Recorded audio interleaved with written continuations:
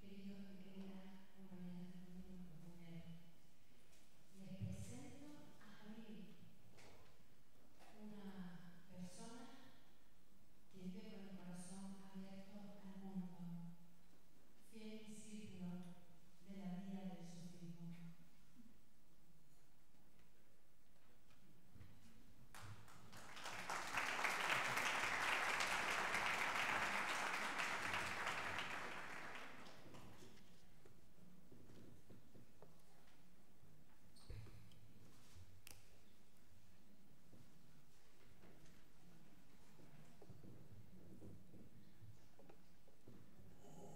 Algunos se están confundiendo y creen que está hablando Bárcenas.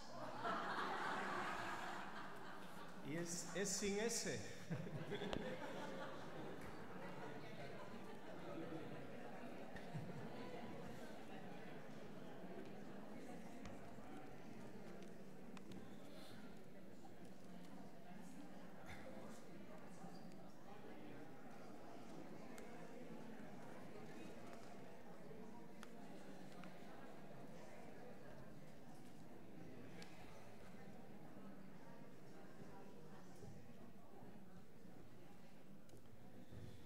Bueno, buenos días a todos. Bismillahirrahmanirrahim.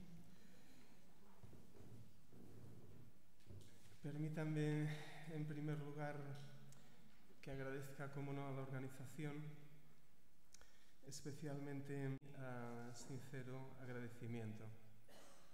Les pido disculpas también a los ponentes anteriores por nuestro retraso en haber venido, pero francamente no fue posible venir antes desde Barcelona. Hace 2 años, 3 años nos conocimos en Canarias y les he de decir que yo les comentaba a ellos ayer que guardamos realmente un muy excelente recuerdo de nuestro encuentro en Canarias de hace unos años. Es bello, efectivamente, hallar tradiciones en diálogo, personas en diálogo, en definitiva. Yo creo que es no solo bello, sino importante, necesario y seguramente imprescindible también.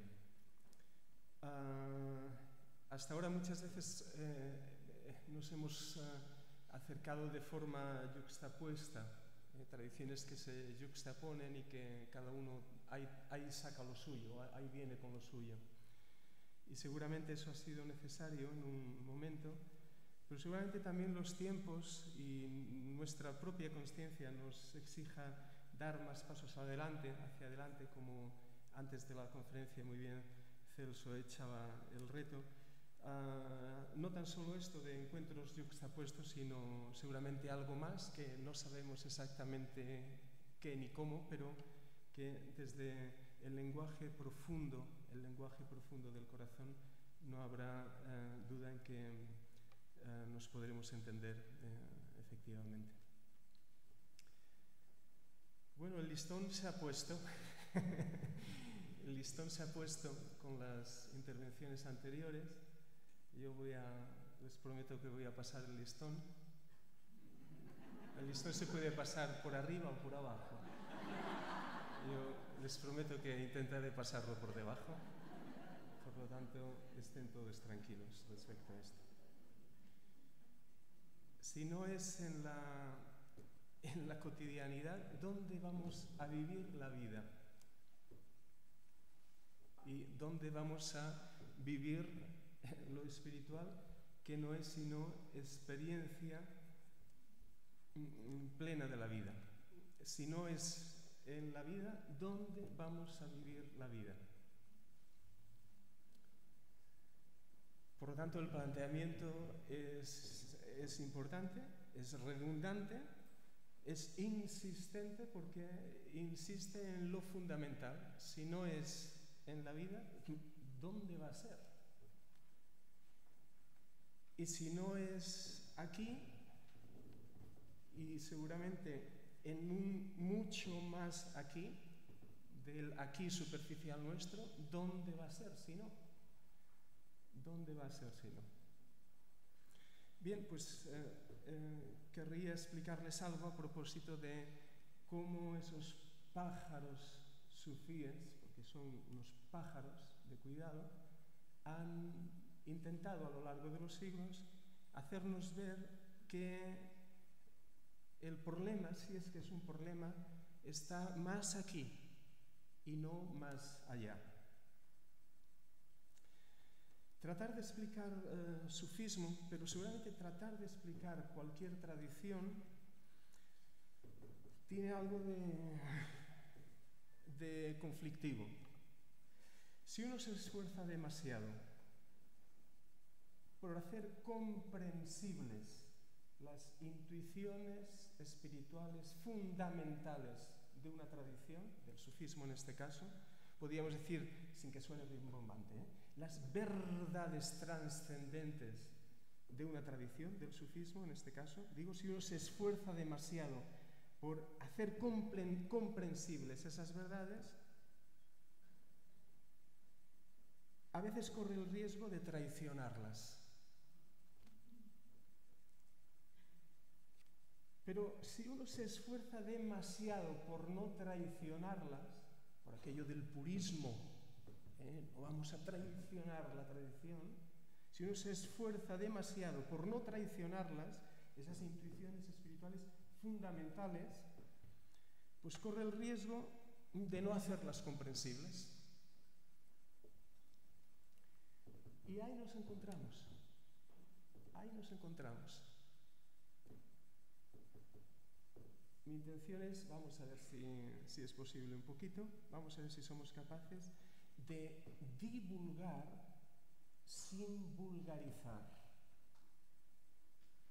De divulgar sin vulgarizar. Y digo esto de vulgarizar porque, ¿cómo decir? Uno tiene la impresión de que ha habido pocos momentos en la historia como el nuestro en que las palabras hayan valido o valgan tan poco. Que las palabras valgan tan poco. Sobre todo aquellas palabras que nosotros casi hemos idolatrizado. Seguramente espiritualidad también, El famoso el aquí y ahora, que es un ídolo entre estas cosas, ¿no? El aquí y ahora. El aquí y ahora. Estar consciente en un ambiente seguramente mayoritariamente zen, es decir que un aprendiz de derviche se encuentra cómodo porque podemos decir está entre primos hermanos, si no más. Seguramente practicantes de zen y derviches tienen en común que son muy cuentistas. Y esto de la idolatrización del aquí y ahora recuerda al 100 pies, aquel. Estaba el 100 pies, en el aquí y ahora. Y había un sapo allá, totalmente fascinado en cómo el 100 pies utilizaba los 100 pies. Y el sapo, que era, digamos, un indagador, siempre preguntas, indagando el por qué. Y le pregunta siempre, 100 pies, ¿y cómo utilizas todo esto con esta simetría, este equilibrio? Bueno, el 100 pies nunca se había parado a pensar cómo movía sus 100 pies. Y se fue a su casa, donde vivían los 100 pies, la casa de los 100 pies, allá, pensando cómo él articula. No llegó a casa.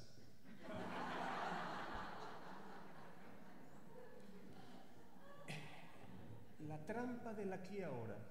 Oiga, pues natural, pues yo qué sé, pues los 100 pieses mueven los 100 pieses y punto. Y en el momento que uno empieza a introducir algunos conceptos, en el momento que uno comienza a sobreponer a la vida otra realidad ilusoria a la vida, se ha acabado el broquil que dicen por Barcelona. Se ha acabado. Por tanto, digo, uno tiene la impresión de que en tan pocos momentos de la historia las palabras han valido tan poco como ahora. Y a veces, desde, podríamos decir, ámbitos de inquietud espiritual, o de rimbombancia, pero podemos caer en estas trampas. Cuando se nos plantean estas cosas de espiritualidad y vida cotidiana y todo esto, hay subyacente un retintín. Ustedes, sí, muy bien todo esto que hacen, aquello lo de los platillos, popón, la musiquita, todo esto, ¿vale? Están huyendo de la realidad. Permítanme que les diga que la invitación de los grandes maestros, y en las intervenciones anteriores también, en nuestra meditación dirigida de esta mañana, ha aparecido en Mevlana Rumi, digo, la invitación, el reto también de dichos maestros del sufismo es no a huir de la realidad, sino como diría el propio Mevlana Rumi, farru ila al-haq, sino a huir despavoridamente a la realidad. Porque hace reír por no llorar que consideremos a según qué cosas lo real o la realidad. Por lo tanto, primer punto que me gustaría subrayar. La invitación es efectivamente a, entiendan la expresión, huir a la realidad. No de la realidad, sino ir justamente al encuentro de la realidad realmente real, de lo real, si quieren ustedes, con mayúsculas.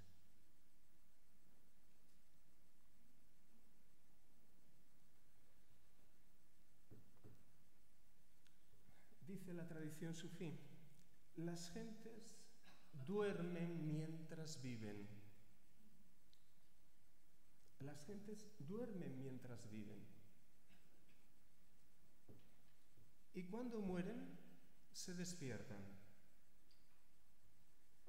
Y cuando mueren, se despiertan. Seguramente los instantes últimos de la vida, para un ser humano mínimamente consciente, le hagan caer en cuenta de muchas cosas. Quizás hasta en el lamento. ¡Ay, sí! ¡Ay, sí! No sabemos si ya hay tiempo ahí para corregir algo, no lo sabemos, pero seguramente hay un instante de despertar. Lo que es cierto también es que estos pájaros sufíes nos dicen que hay otra forma de morir, si quieren ustedes, simbólicamente, pero al mismo tiempo realmente. Y es justamente a la ilusión de nuestros mundos creados. Y seguramente a la ilusión de nuestras palabras, de nuestros conceptos, de todo eso que superponemos a la realidad.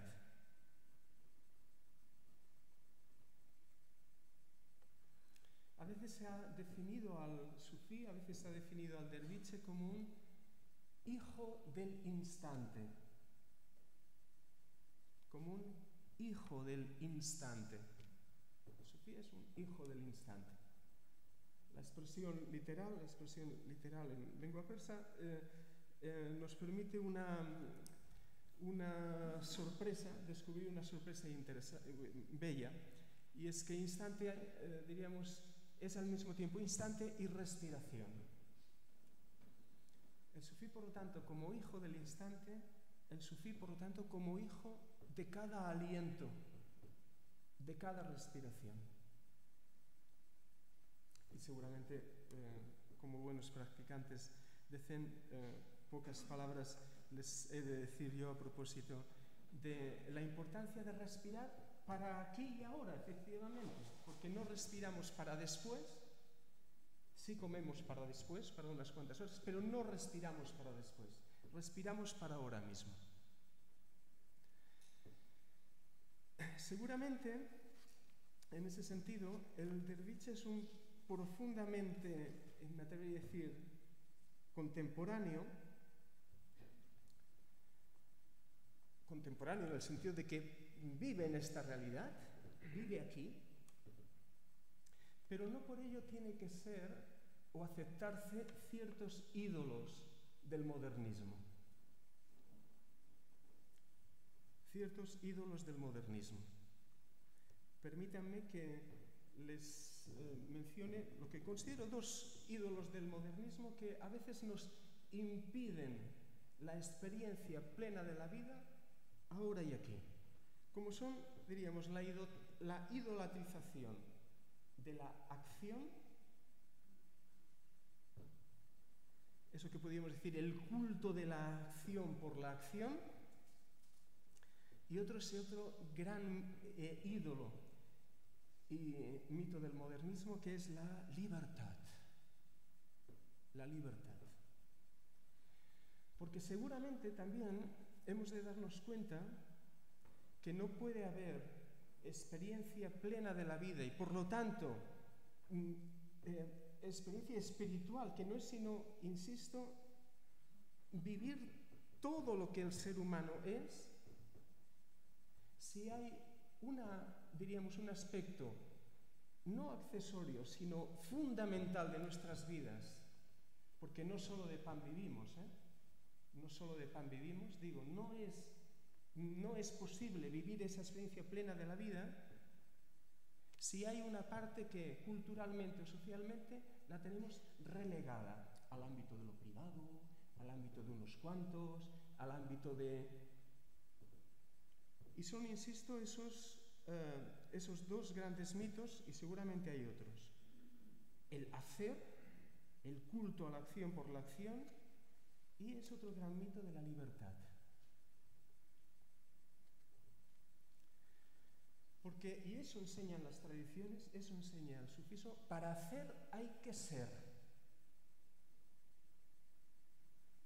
Para hacer hay que ser.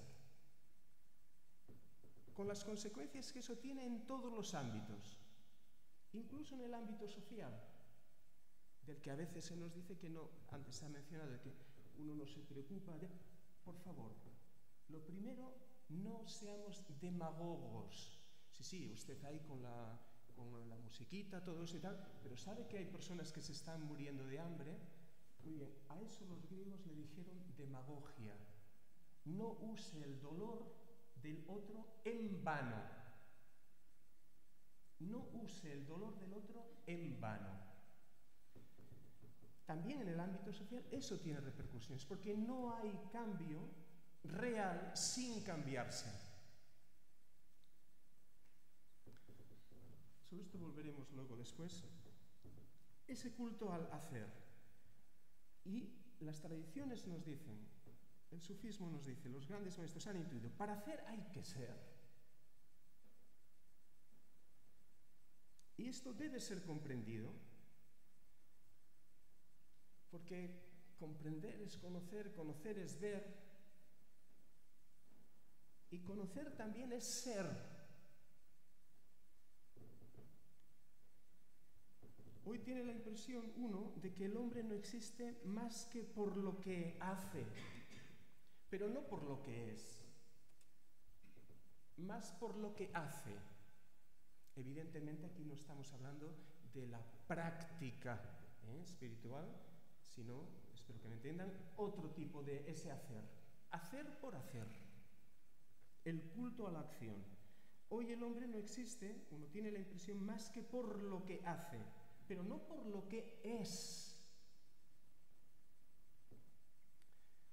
Pues bien, hemos de decir que el hombre definido por la acción ya no es un ser humano, ya no es un hombre.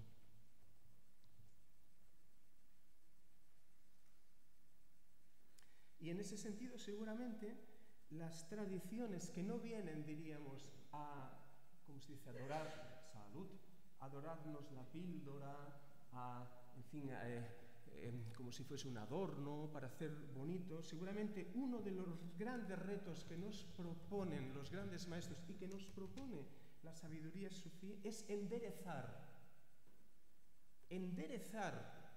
algunas cosas torcidas y devolver seguramente también a las palabras su naturaleza real. En ese sentido, seguramente precisamos de una cierta rectificación, incluso hasta de la propia humanidad, de nuestra antropología. ¿Qué es ser humano? ¿Qué es ser un ser humano? Y en ese sentido también una cierta rectificación de la propia humanidad y la consiguiente consciencia de la prioridad del ser sobre la acción.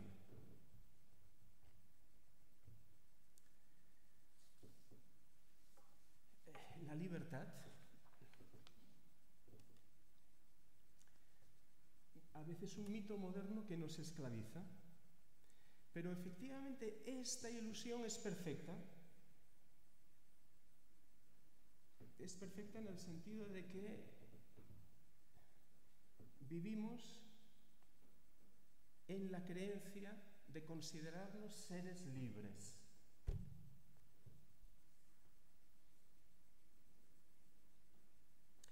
Y cuando incluso se nos toca algo de esto, nos alzamos reclamando nuestra libertad. Claro, y es difícil renunciar a este dulce y gustoso caramelo de la supuesta libertad. Mientras que, podríamos decir, no sé si en otro tiempo, pero mientras que, para las grandes tradiciones de sabiduría, mientras que, para los sabios sufíes,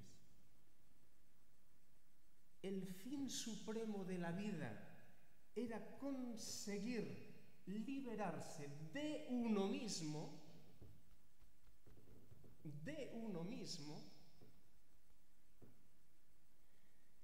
lo que ahora deseamos es asegurar el máximo de libertad para uno. Y no importa respecto de qué, ni respecto de quién, ni...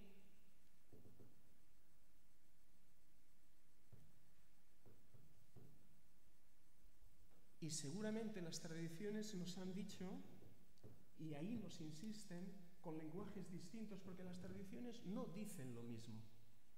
No dicen lo mismo, pero apuntan a lo mismo.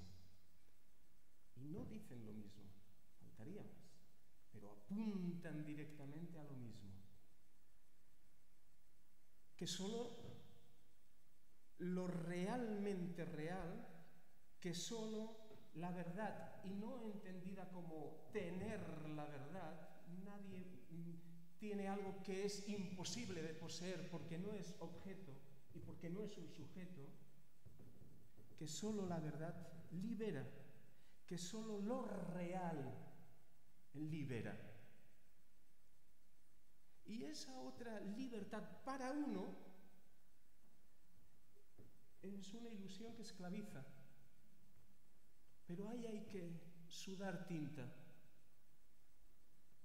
para renunciar, entiendan la expresión, a ese dulce caramelo,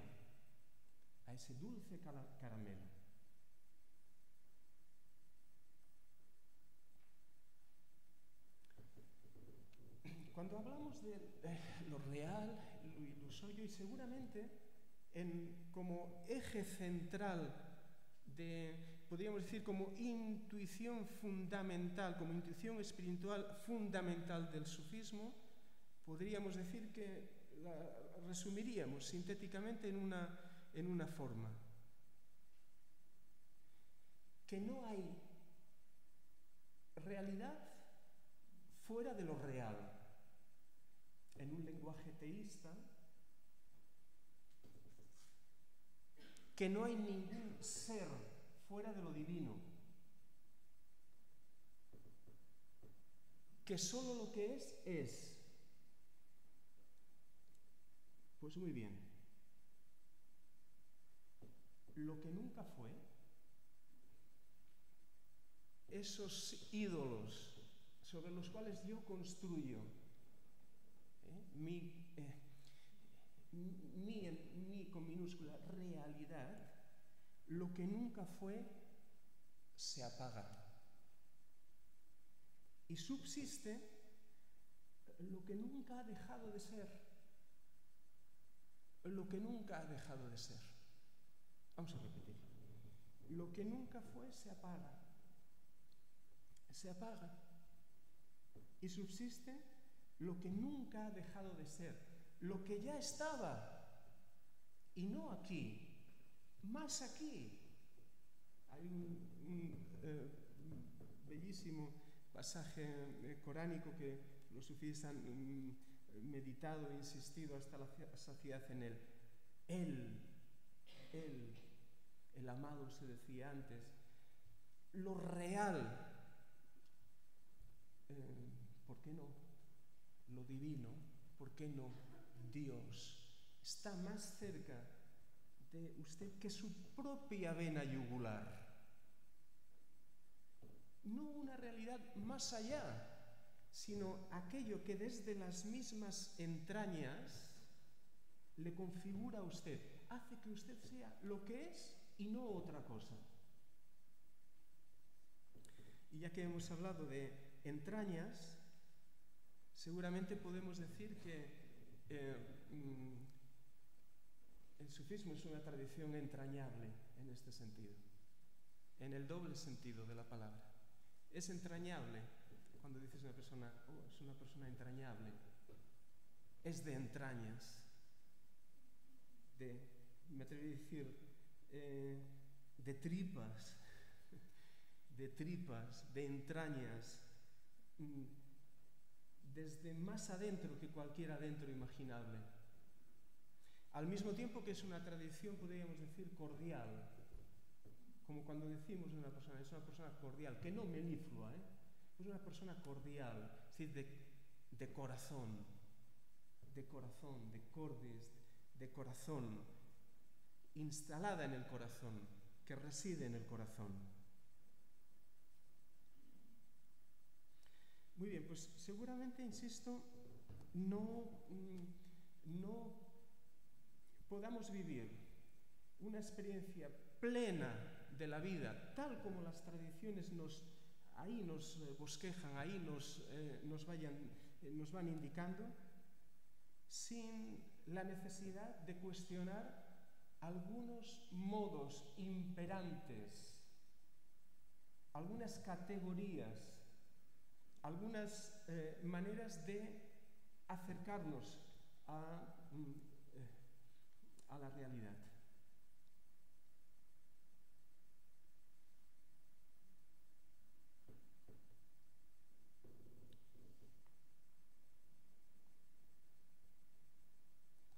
Les gusta a los sufíes emplear la expresión lo milagroso de lo cotidiano. El milagro de lo cotidiano. Si quieren ustedes, lo que la cotidianidad posee de sacralidad. Podríamos decir, lo milagroso, no como aquello alterado, no como aquello, digamos, sobrenatural. Lo milagroso en el sentido de que aquello que conmueve, podríamos decir, lo milagroso, lo divino, está en todo. Yunus Emre, un gran poeta sufí turco, dirá: la sacralidad de la rosa y el estiércol. Lo milagroso, lo extraordinario, lo divino está en todo. Es la conciencia humana la que está ausente. Es la conciencia humana la que está ausente. Por lo tanto, efectivamente, buena parte de la tarea de la práctica es traernos, insisto, al más aquí. Traernos aquí, traernos de nuevo aquí, que está aquí, que se está produciendo ahora, que se está produciendo ya.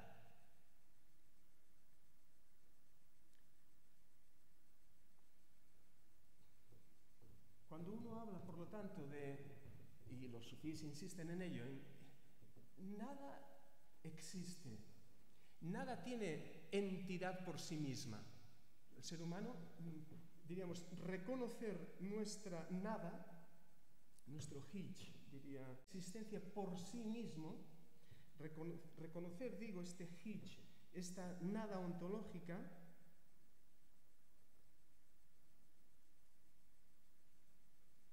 es ponerse en disposición de recibir.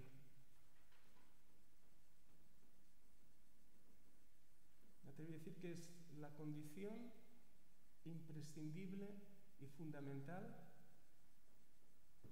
para ponerse en disposición de recibir cuanto ahí llega. Nada existe, todo es. Nada tiene existencia por sí, todo es signo de, nada es, todo significa, todo es signo, si me permiten la expresión más técnica, signo teofánico, todo es él diciéndose. Bien, uno dice esto, pregunta, muy bien, entonces la mierda también es él. El dolor también, el mal, bueno, es toda la teología clásica de un lado y de otro, ya conocemos la teología cristiana, ya conocemos la teología islámica y otras tradiciones a propósito del mal, dónde viene, etcétera, etcétera, etcétera. Vamos a descansar de esto. Ibn Arabi, un gran sabio sufí, cercano a nuestro, andalusí, de la Murcia del siglo XIII, decía, supón que vemos un montón de basura o una carroña. ¿Dirás tú de aquello, eso es él, eso es el amado? Él dice, si me preguntan esto, diré, hombre, la elevación divina impide que él sea esa cosa. Dice, y ahí lo ventilo. No, la elevación divina impide decir eso. No, él no es eso. Bueno, entonces, ¿eso qué es? Le vuelven a preguntar.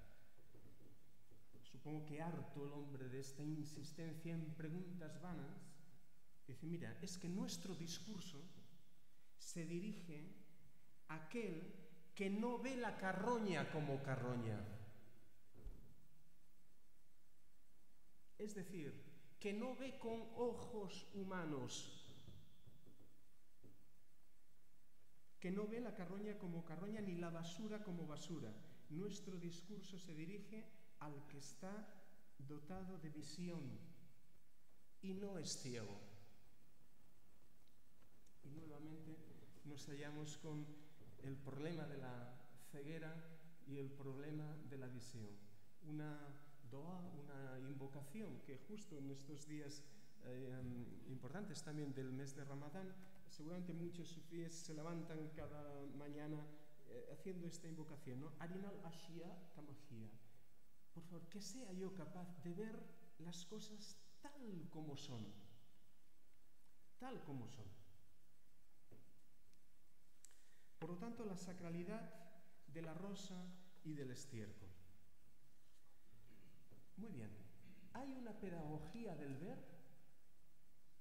¿Hay una pedagogía que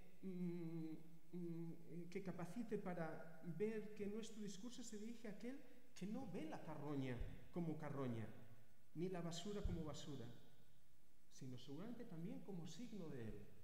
Mira, ¿hay una pedagogía para esto? ¿Se enseña de alguna manera esto? ¿Se puede aprender esto? ¿Se puede aprender a ver?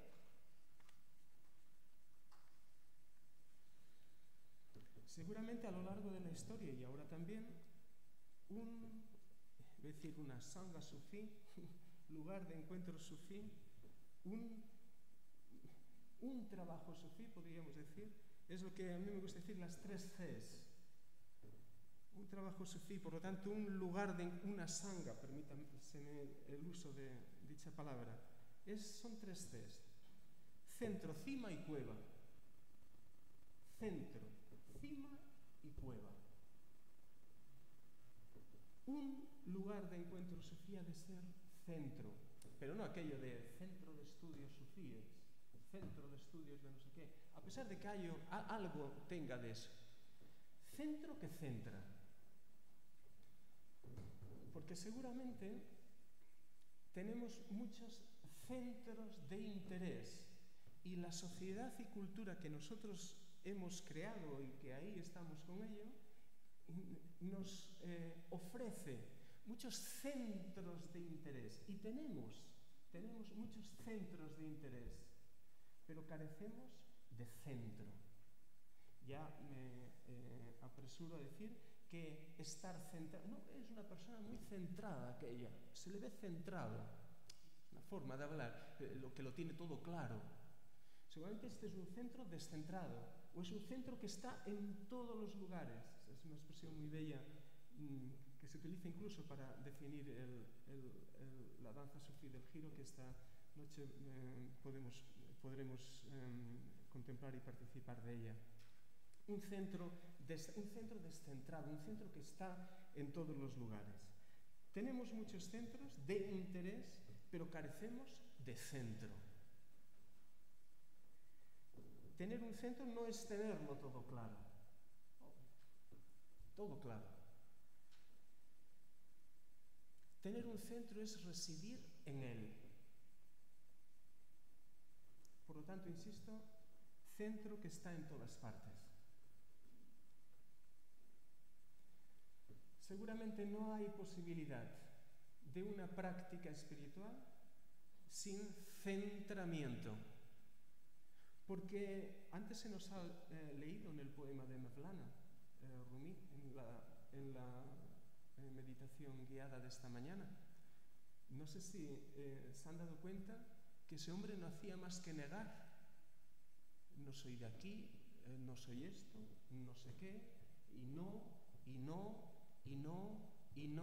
Podríamos decir que afirmaba negando.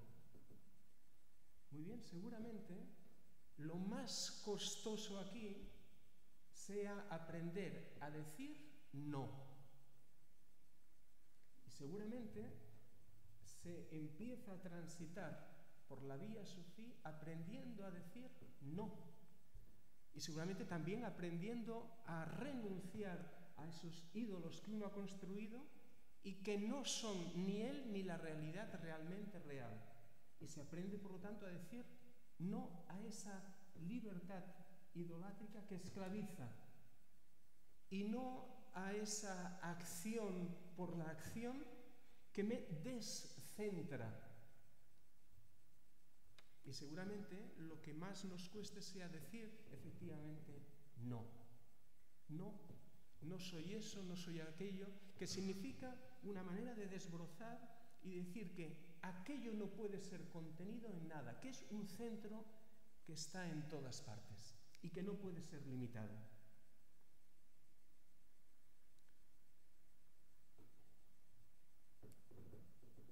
En el lenguaje zen ustedes utilizan esto seguramente de otra manera.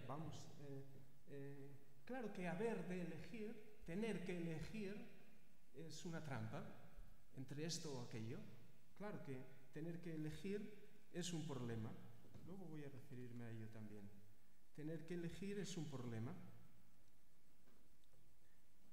Y es otra forma de esclavitud. No, nos referimos o estamos hablando en otra dimensión o en otro sentido ahora.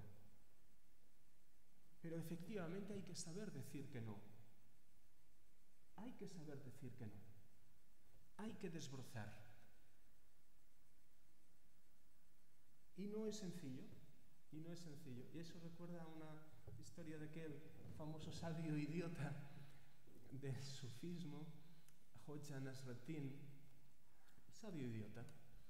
Y a través de este personaje hay mucho que aprender. una cierta noche que venía, como en el poema que nos leía el amigo Pedro esta mañana, ya solo me queda jolgorio y jarana, que puede despistar un poquito. Bueno, en una noche seguramente este hombre, Jocha Nasreddin, ahí venía de jolgorio y jarana, cada uno interprete, y ahí es asaltado por un ladrón. ¿La bolsa o la vida? Y él ahí se queda.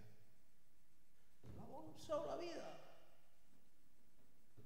Y el otro, sin inmutarse, ya un poco así el ladrón, ¿la bolsa o la vida que no me oyes? Y dice, bueno, tranquilo, tanta prisa, que me lo estoy pensando.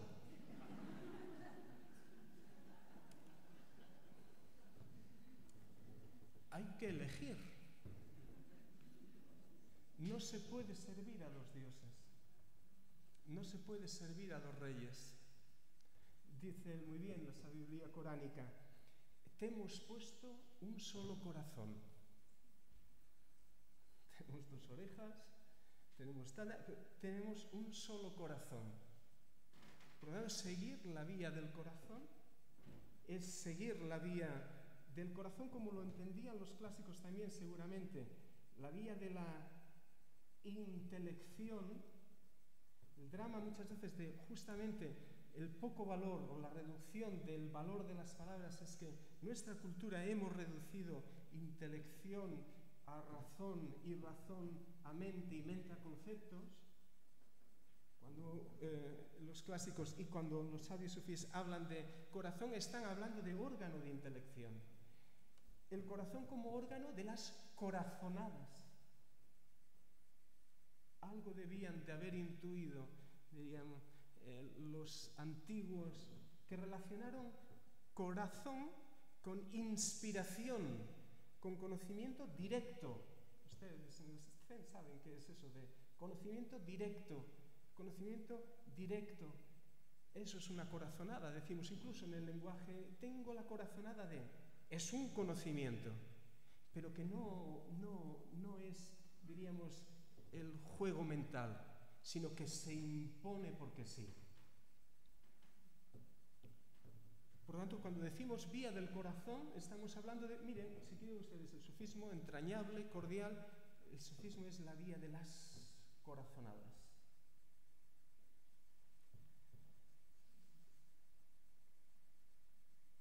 Es centro, por lo tanto, que centra. Es seguramente también cima. Hay que elevarse un poco más. Porque se nos come la cotidianidad. A veces decimos, ¿no? Si uno está presente, si uno está atento en cada cosa que hace, si uno de yo... Sí.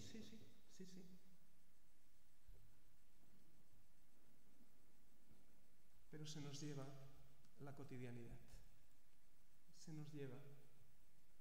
Por muchas razones se nos lleva. Seguramente porque no hay centro suficiente que sea capaz, diríamos, de, en esa acción por la acción constante de nuestras vidas contemporáneas, estar en eso y estar en él. Es una tarea casi heroica. Es una tarea casi heroica estar, uno podría decir, es que fíjense la paradoja. Nosotros, entre comillas, entiéndanme la expresión para ir rápido, que si no el tiempo apremia. A veces nos dedicamos a la práctica en el tiempo de ocio o los fines de semana. Y una cosa es lo que disgusta y lo que sabe hacer, sabe trabajar. Algunos ni pueden trabajar, pero uno no trabaja. El trabajo no es la expresión de una vocación. El trabajo es una imposición cuando uno trabaja.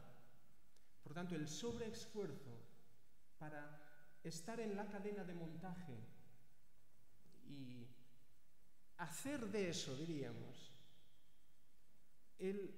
o sacar de ahí la propia, podríamos decir, fuerza o energía para que eso sea, diríamos, estímulo de la práctica es dificilísimo. No, yo no soy de los que canto a cualquier tiempo pasado fue mejor, no, evidentemente que no. Cualquier tiempo pasado muy posiblemente fue peor, muy posiblemente. Pero lo que es cierto es que hoy uno no emplea sus horas en una vocación, sino que aquello es una imposición muchas veces. De ahí que efectivamente el artesano que, diríamos que tiene la suerte de poder hacer de su trabajo la expresión de su vocación, está todo el día hablando de su oficio. Pero quien está en la cadena de montaje no habla de la cadena de montaje, habla de fútbol. Y ojo que a mí me gusta el fútbol, no es para...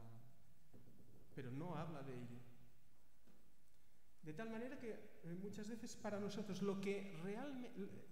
eso que es, además, no importante, no necesario, sino imprescindible, porque no solo de pan vive el hombre, eso, nuestra práctica, digamos, el cultivo del espíritu se hace en las horas de ocio, en las horas que no sirve para nada.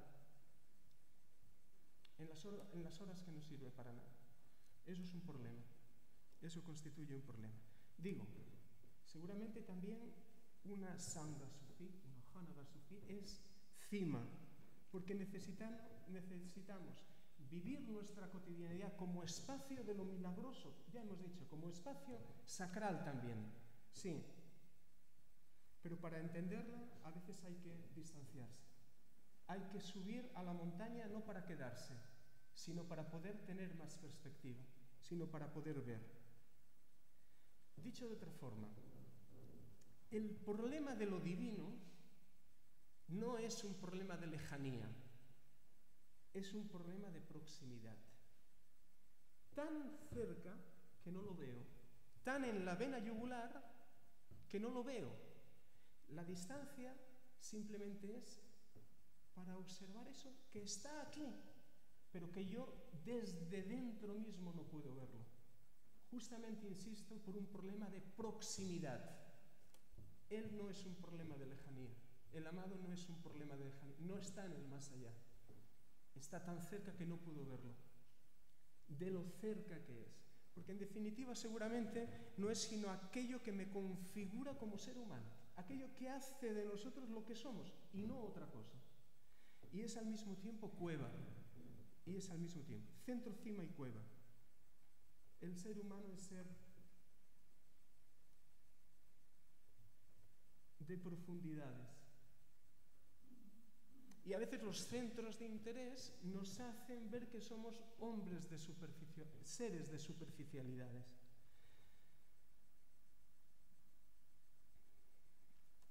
A veces nuestra cotidianidad, entendida en su sentido más vulgar, digo, a veces nuestra cotidianidad está hecha de profundas superficialidades. Y necesitamos, diríamos, el lugar como cueva para entrar, no para huir, ya eso espero que haya quedado claro al inicio, no para huir. Ni la cima, ni el centro, ni la cueva son espacios donde alguien trate de huir de lo que no se puede huir porque lo abarca todo. Esa es la trampa también, pero de alguna manera hemos de hablar. Cuando usamos la palabra unión, uno, en el poema de Mevlana Rumi se hacía referencia, cuando hablamos de uno, de unión, de unidad, nos entendemos, pero es una, como dirían muchos sabios sufíes, el propio Mevlana Rumi, es una absurdidad metafísica. Es una absurdidad. Hablar de unión prefiguraría o comportaría o significaría que hay allá uno y aquí otro, y aquí no hay nadie. La unión de lo que es único es imposible. Por lo tanto, lo que nunca fue mi DNI se apaga y uno acaba por fin descansando de sí mismo, de aguantarse a sí mismo. Lo que nunca fue se apaga y subsiste lo que nunca ha dejado de ser, lo que es. el amado en este lenguaje.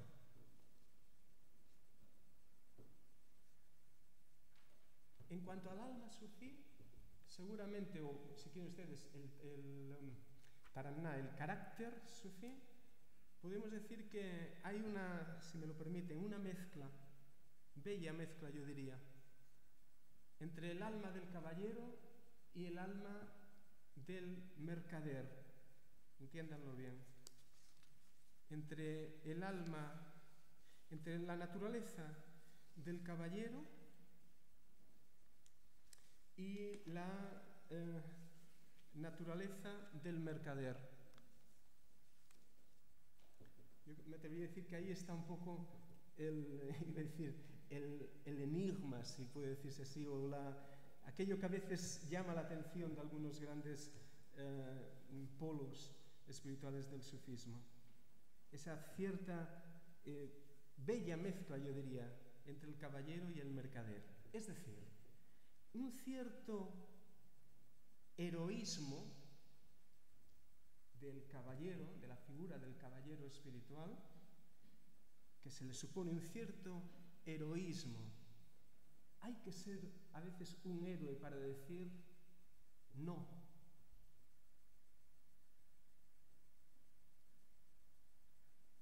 Incluso para sintetizar.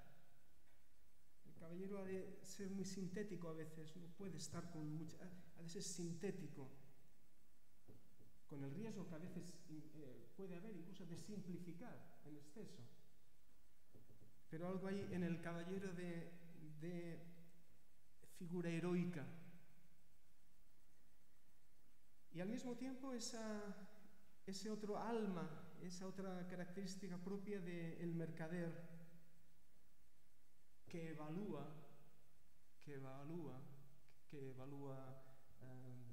gastos, que evalúa entradas, que evalúa salidas, entre el arrojo del caballero y la prudencia del mercader.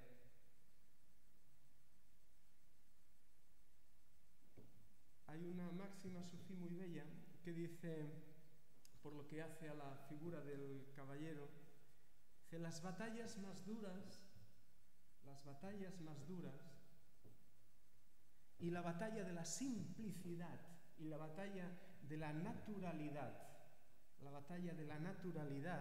no de efectivamente, no de los estados alterados, no, la batalla de la naturalidad, dice, las batallas más duras, Allah se las reserva a sus mejores caballeros.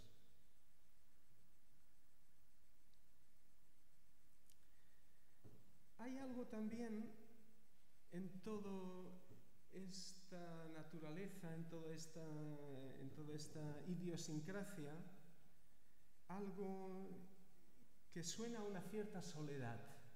Yo me imagino a los grandes de las grandes tradiciones clamando en el desierto, y ahí vinieron y la luz no fue reconocida. Yo seguramente en el sad, pero es que no lo ves, que está ahí delante. Es decir, la soledad esa tiene que ser aterradora. Hay algo seguramente de profunda soledad. Claro, quien vuela alto siempre vuela solo. Y algunos de estos han volado muy alto, pero no se han escapado, porque el compromiso de la verdad, compromiso con la vida, es el compromiso con el otro. Y vuelan muy alto, pero ahí te estiran, ahí te echan una mano. Digo, vuelan muy alto y claro, quien vuela alto vuela solo, aunque vuela libre. Eso también hay que decirlo, y eso también es verdad. En tan pocos instantes de la historia, digo, las palabras han valido tan poco como ahora, seguramente. Y venga, y todos participamos. Eso que las redes sociales, y venga, y esto, y tal y cual.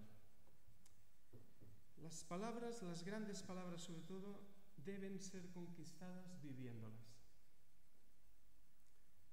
Deben ser conquistadas viviéndolas. Y eso es justamente la práctica espiritual, que no se da, vuelvo a insistir, y se ha insistido, en otro lugar que en la vida, aquí, llamémosle cotidianidad o como queramos. Práctica espiritual, que es realizar, hacer real en uno, encarnar, incorporar, hacer carne, incorporar, hacer cuerpo, que forme parte de uno. Seguramente esa es la naturalidad del 100 pies, que lo tenía incorporado y que en el momento que intentó, diríamos, sobreponer a la propia vida o realidad una explicación conceptual, se lo comieron, porque fue incapaz. Diríamos, afortunadamente nosotros nos respiran. Esa es la suerte que tenemos, que, como dice Mevlana Rumi, alguien dentro de tu respiración te da respiración. Lo sepas o no, quieres o no, respiras con él. Afortunadamente la vida nos vive, afortunadamente, si tuviésemos que recordarnos de respirar. Por lo tanto, efectivamente, que lo real se haga cuerpo en mí, que lo real se haga cuerpo en mí.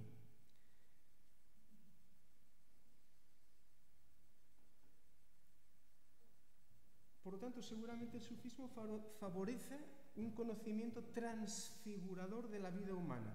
Disculpen la expresión un poco así rimbombante. Y solo en la medida que se opere dicha transfiguración, estamos o estaríamos ante el verdadero sufismo. Acostumbran a decir los sufíes, mire, una manta deja de ser una manta cuando no calienta.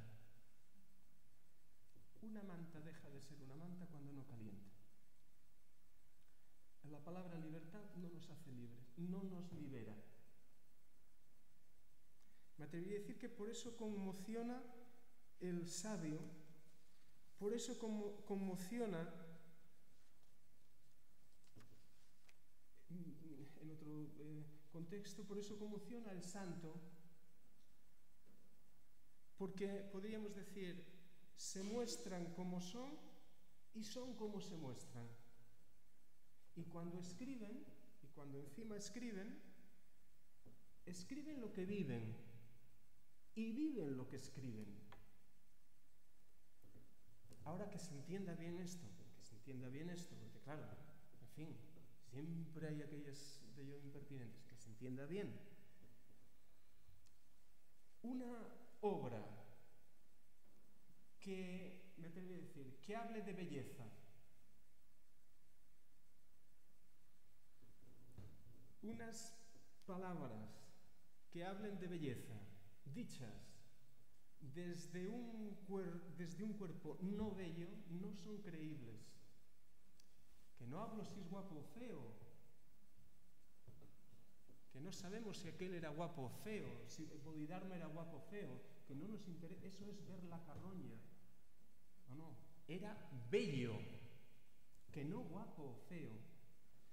Por tanto, unas palabras, una obra que hable de amor, belleza, etcétera, etcétera, etcétera, que no estén dichas desde un ser bello, no son creíbles, no conmocionan. Muy bien, es que a uno que fue allá a hablar con los grandes sabios al templo, el pueblo llano, sencillo, y al tanto porque los sencillos son los que se salvan, al tanto, ya lo dice el otro, los sencillos se salvan. Decían, mire, a este no lo entiendo, pero tiene palabras de vida. No lo entiendo, pero tiene palabras de vida.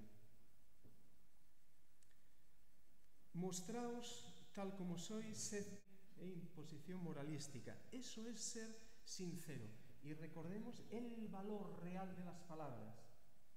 Recordemos que sincero etimológicamente significa exento de mezcla, es decir, puro, íntegro, indivisible, en palabras, intenciones y actos. Si me lo permiten, en catalán decimos sincer y sencer, sincero y entero. Fonéticamente están muy cerca, más que en castellano. Pero ahí está. Ser sincero es ser entero.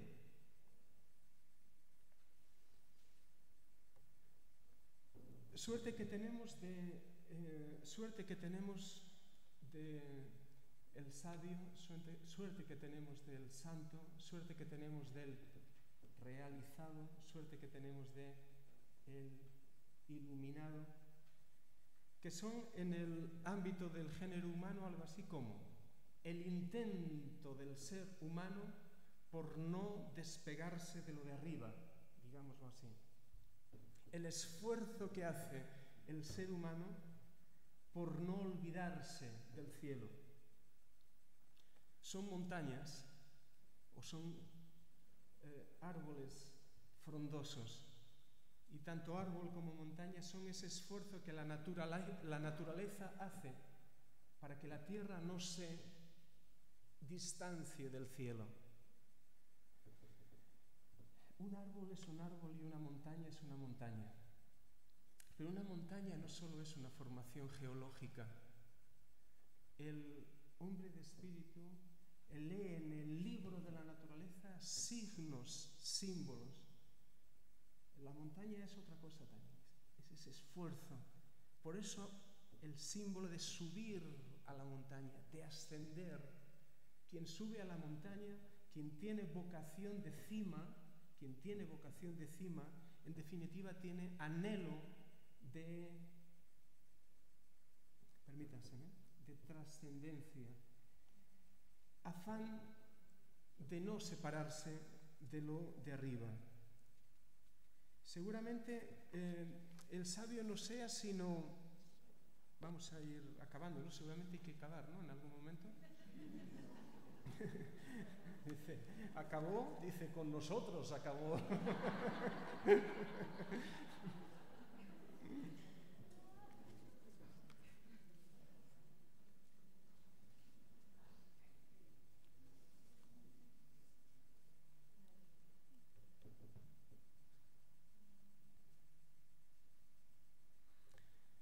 Seguramente el sabio, seguramente el realizado, seguramente esas personas, como el resto, pero si sirve la expresión, paso y medio más adelante, ¿por qué no decirlo? O palmo y medio más arriba, como quieran decir, o con gafas mejor graduadas, díganlo como ustedes quieran. No es sino expresión, no es sino un polo indicador de la divinidad. Es un poste indicador de la divinidad. Mira, allá, es por allá. Es un poste indicador de la divinidad, en el cual se realizan o se han realizado todas las potencialidades de lo que significa ser humano. Antes les decía, vamos acabando, ¿qué es lo que, por lo tanto, intuye? ¿Qué es lo que vislumbra ahí el derviche? Su nada ontológica. Podemos decir que la suya es una, ojo con la palabra, una pobreza sacral. Estamos hablando en términos, si quieren ustedes, principales y principiales, no morales, no cuantitativos, sino cualitativos. La suya es una pobreza sacral. Pobreza aquí, fakr, es sinónimo de vaciamiento, ponerse en disposición de recibir. Esa es la imagen del derviche danzando. Esta noche lo veremos, vamos a ver. Pobreza es no apegarse en la existencia ni al sujeto ni al objeto. Pobreza, ojos, sufíes, esa pobreza sacral es no apegarse en la existencia ni al sujeto ni al objeto. Esa nada del derviche, ese hitch, ese vaciamiento, es un vacío fecundo en el que la vida realiza todas sus posibilidades. Y eso es el sabio, eso es el santo, eso es el realizado, eso es el iluminado, como queramos decirlo. Alguien en el que la vida se ha dicho a gritos, ha realizado todas sus posibilidades. Quien se vive a sí mismo como nada, lo vive a él como todo.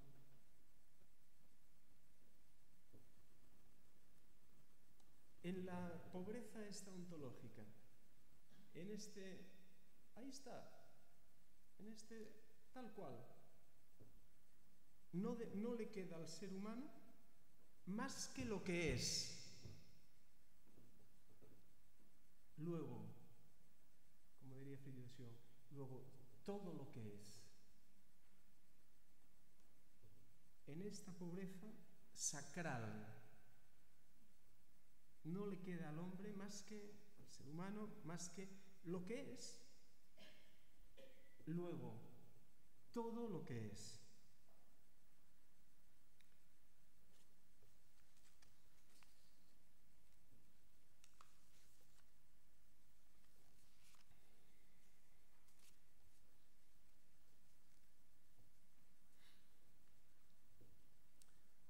A nosotros que sin copa ni vino estamos contentos. A nosotros que alabados o despreciados estamos contentos. A nosotros nos preguntan, pero nos dicen, ¿en qué acabarán? A nosotros que sin acabar en nada estamos contentos. Mevlana Rumi, 1207-1273. Que seamos dignos de estas palabras.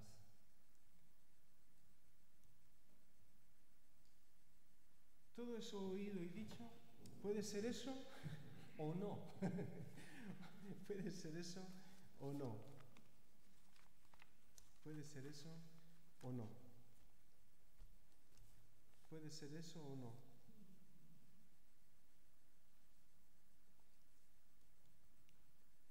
Actuar de forma pura y decir tal cual es, qué persona tan natural.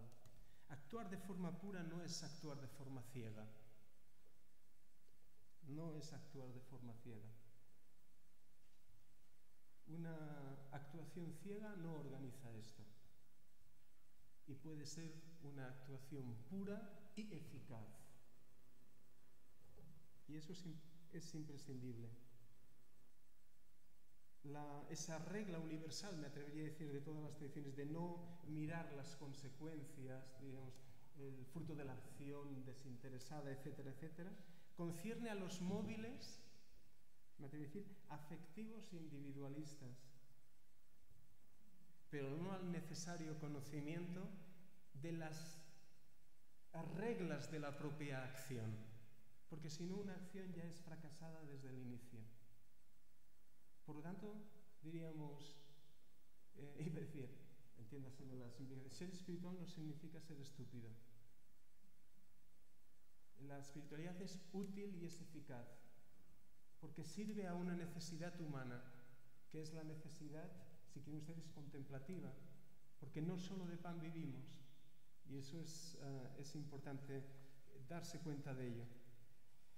A veces el despertar exige de una cierta paradoja, de un cierto meneo. Los hombres duermen. No sabemos si hay pedagogía del despertar, pero al menos sí del meneo.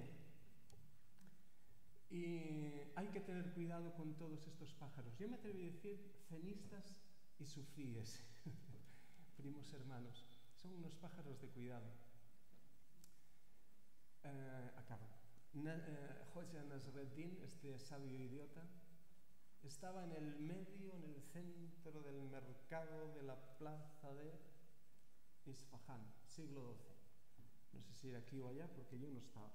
Ahí está él con un pequeño barreño de agua y con una caña de pescar inmensa, intentando ahí pescar. Y la gente inteligente y lista riéndose del tonto ahí. Y habladurías. Hasta que el insolente de turno se acerca un día y le dice: ¿qué, maestro? ¿Cuántos han caído? Y dice: pues mira, contigo 9. Y se dice que despertó. Y despertó. Bueno, nos vamos acercando a la raya con el peligro que eso tiene de pasarse de la raya. Por lo tanto, vamos a poner punto final aquí. Bueno, gracias por su atención, su paciencia. Esto y seguramente muchísimo más y mejor es algo de la sabiduría social. Reitero mi agradecimiento a la organización y ya está. Y muchas gracias.